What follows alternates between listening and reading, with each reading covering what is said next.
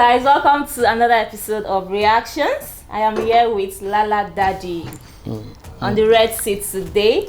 Thank you guys for subscribing, thank you for watching, thank you for commenting, thank you for liking our videos, and thank you for always sharing your thoughts on every of our topics as it drops. If you're new to this channel, please do not forget to subscribe and also click on the notification bell so that whenever we drop a video,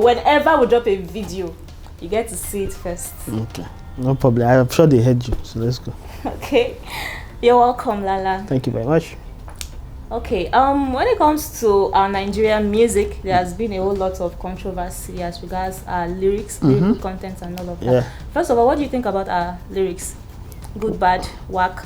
I think that you can't always have serious lyrics in music, and what people enjoy would all be subjective. I mean, you can wax lyrical and try to sound a bit smart and everything, or you can do your thing as simple as possible, and people will still enjoy it. So it's not written anywhere that your lyrics must be entirely meaningful. Yeah. You can do your, how would I put it, do your melodies and people will still feel it, and it may not make sense to some people, which is fine. It's okay. Now let's start this conversation with Zlatan. Okay.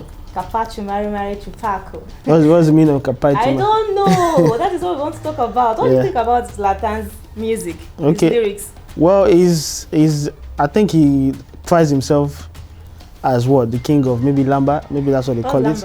Lamba is, Lamba. Lamba is Lamba. So, I mean, it makes up these words, makes up these slangs, and it sounds good to his target audience. And sometimes to the neutrals, and they bump it and they jam it. So he's done it time and time and again, and that's just his style. And I mean, he's successful with it, so why not continue? And everybody vibes to his song.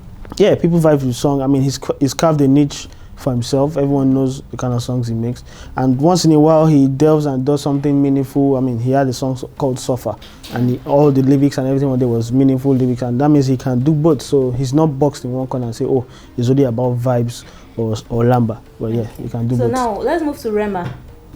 What do you think about Rema's kind of music? Rema's Rema's kind of music is it's mainly based on melodies, good melodies, and he does well when it comes to that. He knows how to sound a type of way that is pleasing to the ears, and then also he can give you that lyrical, aspect of himself. But once in a while when he does songs like Bounce, songs like that are devoid of good lyrics. All he wants to do is just make good vibes, and give you an interesting end result for your music, for your song. And checking through that Bounce lyrics, I think it was actually written by Don Jazzy. I don't know how true it is, but that's what it says on Spotify, that was written by Don Jazzy. So yeah. Now let's move to Burna Boy, the Grammy boy himself. He did a song with Zlatan, Beku. Yeah, so what do you think about that particular song lyrically?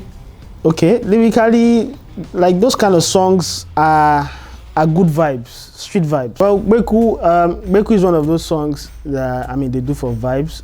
The person he featured, Burna, we know him to be a very lyrical person, someone who takes his lyrics seriously. Once in a while, he comes on and do this kind of songs, which it's not a bad thing.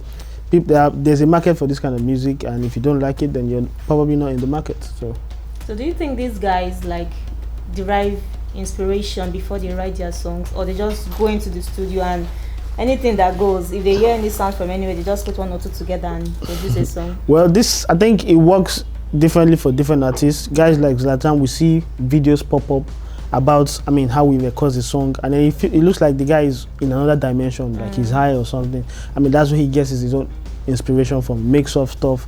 As long as it sounds good to his own ear and it seems here, and they feel, oh, our target audience will like this, they'll run with it. So I'm not surprised when you see a song by Zlatan and it's just filled with what some might term jargons, and it's danceable. So yeah.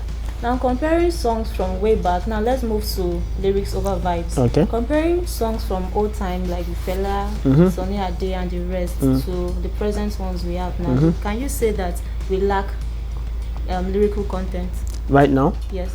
No, I wouldn't say that. I think it's a product of the times. Those guys you mentioned, them Sunny Ade, yes, majority of the songs were more prayerful songs. People took religion very seriously back then, and it showed in the kind of songs they made. Once in a while, you see them also do all these Bamu will go, Jimmy will, I don't know if you understand. Bamu will go, Jimmy will go, Jimmy will go, Lola here and things like that. Those songs are, they are rhymes, but sometimes the meaning are not, they're not really clear. The meaning sometimes are not really clear, and then you get guys like Sashino Peters. I mean, those guys were the pop juju stars back then, and those guys were all about you shaking your body, shake your body, shake your body. So those kind of things, I mean, it's been around for a long time. People like Zlatan or people like new generation artists will do something similar, but not like those guys. But for every Zlatan, there's a Burna. For every Burna, there's a Davido. I mean, there are different types of artists for different ways of making music. So I don't think our music these days is lacking lyrics. I mean, if you really want to listen to lyrical songs, there's a host of other artists you can listen to. There's Brimo, there's Aisha, there's the rest of the, I mean, the new guys, Omale and things like that. I mean, you can listen to them and be fulfilled that you're listening to something that makes sense to you. So now, do these artists pay more attention to instruments, beats, more than to lyrics? Because when they go into the studio, when they go for recording and all of that, they pay more attention. For me, I think they pay more attention to beats rather than the lyrics. So what do you think about that? Well, we in Nigeria, we are a peculiar people. We like to dance, we like to marry. So if you want to make a banger that will resonate with a lot of Nigerians, then you have to go the party route, because we know that once you do something that it's a bit, how will I put it? It's a bit, when you go the route of trying to make meaning or make sense, too much sense, your audience reduce drastically. So if you want to appeal to a lot of audience, do your, beats, do your movie, groovy kind of songs, and yes, even people that like lyrical content can still, because when you go to the club, you don't want to dance to lyrical content. You want to dance to something that will make you move. Yeah, that's true. So that's how it works. Yeah. So now, my last question: is there a possibility for a song like Bounce? Yeah. And the Zlatan's, Beku, and some other. Yeah. I don't want to use the word. Akia Papa. Yes.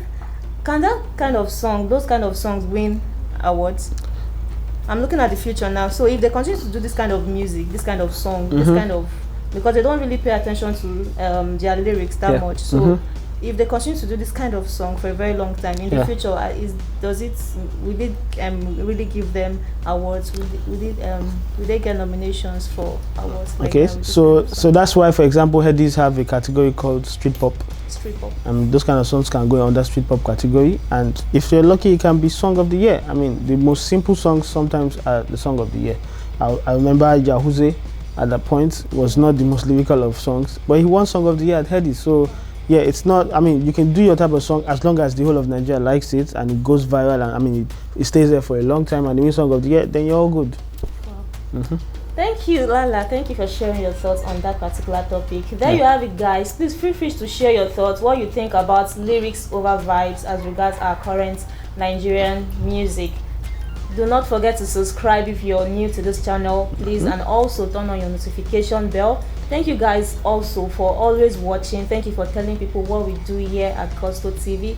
We appreciate you and we love you for that. So until I come your way next time on Gusto Reactions, please stay safe and we love you.